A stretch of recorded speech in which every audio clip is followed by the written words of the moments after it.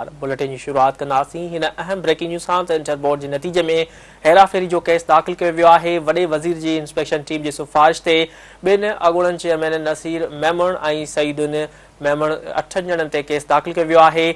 जवाबदारनि ते English, botany, zoology ऐं chemistry के पर्चन में हेराफेरी जो इल्ज़ाम है। ब्रेकिंग न्यूज़ अवां सां शेयर कंदासीं। इंटर बोर्ड के नतीजे में हेराफेरी जो केस दाख़िल किया वियो आहे। वॾे वज़ीर जी इंस्पेक्शन टीम की सिफारिश से बिन अॻूणनि चेयरमैन नसीर मेमण ऐं सईदुद्दीन समेत 8 ॼणनि ते केस दाख़िल किया वियो आहे। जवाबदारनि ते इंग्लिश, बॉटनी, ज़ूलॉजी ऐं केमिस्ट्री के पर्चन में हेराफेरी जो इल्ज़ाम है। ब्रेकिंग न्यूज़ अवां सां शेयर कर रहा हूँ। इंटर बोर्ड के नतीजे में हेराफेरी जो केस दाख़िल किया वियो आहे।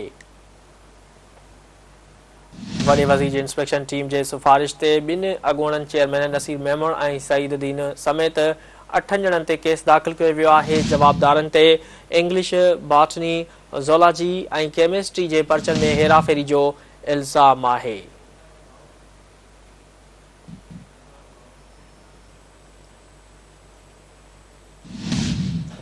वधिक तफ़सील मालूम कंदासीं। टेलीफोन ते मौजूद है सिकंदर भुट्टो। जी सिकंदर, इंटर बोर्ड के नतीजे में हेराफेरी जो केस दाख़िल किया वियो आहे, इन बाबत आगाह कजो। हाँ जी, कम जो है वज़ीर आला सिंध जो निगरान वज़ीर आला उनकी इंस्पेक्शन टीम का चीफ सेक्रेटरी सिंध पारा ACC 1 जी जी मीटिंग कोठाई वही हुई, उनकी सिफारिश से एंटी करप्शन खाते पारा संदन इंटर बोर्ड में जी हेरा फेरी कई वही है, मार्कू खुद बुर्द कई वयूं शागिर्दन जूं, उनमें जो है वही रिश्वत वठण जा इल्ज़ाम हुआ। उन ते एंटी करप्शन खाते दक्षिण पारा FIR दाखिल कराई वही है। एंटी करप्शन दक्षिण जो है बिन अगूणे इंटर बोर्ड के चेयरमैन नासिर मेमण, सईदुद्दीन के जो है उन खिलाफ FIR दाखिल कर छी है। अगूणे कंट्रोलर इम्तियानात ज़हीरुद्दीन भुट्टो, तनवीर अब्बासी, अब्दुल हारिस, मोहम्मद अतर समेत 8 जवाबदार जो वो जणाया विया आहिनि। संदन इहा भी सिफारिश कई वही है इन्हनि के गिरफ्तार करे अदालत में पेश किया वञे।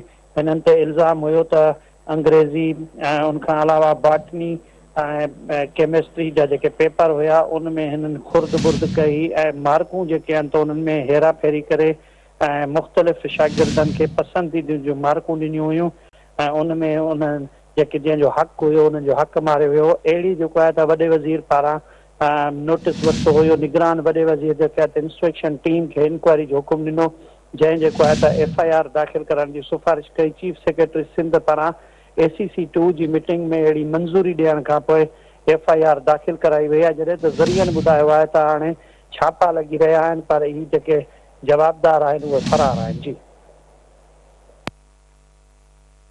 ठीक है सिकंदर भुट्टो, तफ़सील ॾियण लाइ वॾी महिरबानी।